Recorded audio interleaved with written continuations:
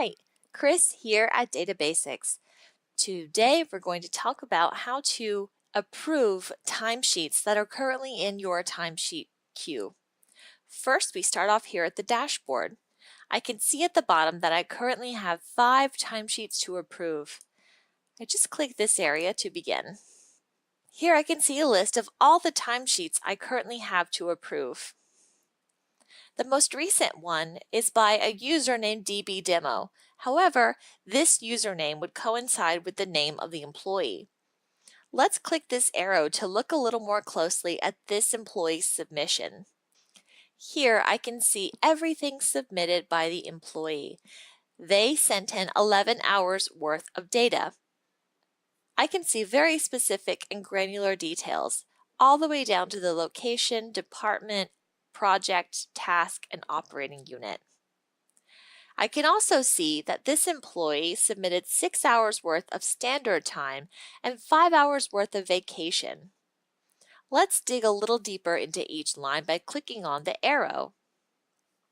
Here's the date of this standard time, 6 hours.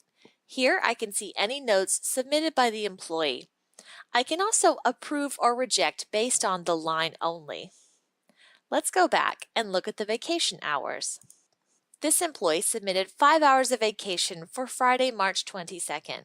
Here I can also see notes and approve or reject this line specifically. Clicking this printer icon gives me more options to see more reports concerning this submission. And here I can straight up or reject the entire submission. If I reject it, I do need to provide a note.